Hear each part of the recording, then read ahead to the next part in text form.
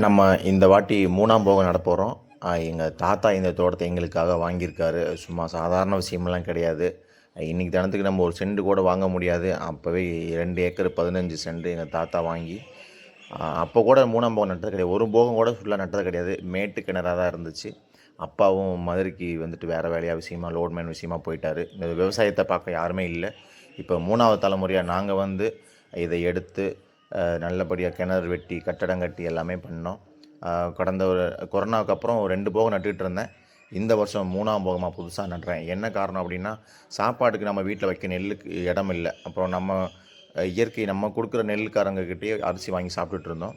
இந்த முறையாக புது முயற்சியாக வந்துட்டு நாமளே நெல்லை ஸ்டாக் பண்ணி நம்ம வீட்டுக்கு அரைச்சிக்கலாம் அப்படின்ட்டு எடுத்து வச்சுருக்கேன். மாடு பரம்படிச்சிட்ருக்கு. 2வது தொழில் ஓட்டியாச்சு. இந்த வரப்போட்டி அப்படின்னா நம்ம பாட்டு பரம்படிக்குது மாடு, நாம் பாட்டு நின்று வேடிக்கை பார்க்கலாம் அப்படிலாம் இல்லை. இந்த வரப்பை ஒட்டி சின்ன சின்ன மேடெல்லாம் இருக்கும்.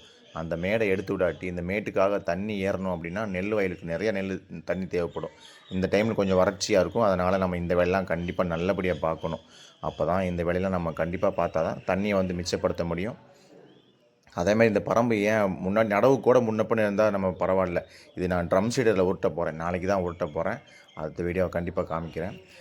நம்ம மாட்டுக்கு புல் இருக்கும்போது கையை அறுத்துட்டேன் பன்னருவா வச்சு. அதனால் என்னால் 2 கை வச்சு எடுத்து விட முடியல. மண்வெட்டி வச்சு தான் ஃபுல்லாகவே எடுத்து விட்டேன். பரம்பு நல்லா சமமாக அடிக்கிறாரு. நம்ம பூப்பாண்டி அண்ணன் பக்கத்தில் சின்ன குறவடிக்காரரு, நமக்கு ரொம்ப வேண்டிய சொந்தக்காரரும் கூட. ரொம்ப பொறுமையாக அடிப்பார். மற்றவங்களாம் தண்ணி நிறையா வந்துச்சு அப்படின்னா டக்குன்னு அடுத்தடுத்து கொண்டு மாடிட்டு போயிடுவாங்க.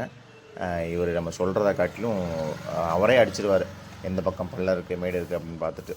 அப்புறம் என்னோடய குழந்தை ஒன்று மாட்டு சாணி குமிச்சிட்ருக்கு அப்பாவுக்கு உதவியாக. இன்னொருத்தவங்க வந்துட்டு இவங்க இனியா, இவங்க வந்துட்டு உமையா, இவங்க வந்துட்டு ஆட்டு சாணியை குமிக்கிறாங்க. ஆடு நம்மக்கிட்ட ஒரு 30 உருப்படி இருக்குது. இந்த மாதிரி சின்ன வயசுலேருந்தே அவங்களுக்கு விவசாயத்தை கற்றுக் கொடுத்தலாம். இவங்களுக்கு வயசு கம்மி தான். நான் ஸ்கூலுக்குலாம் இன்னும் போக மாட்டாங்க. அடுத்த வருஷம் போவாங்க.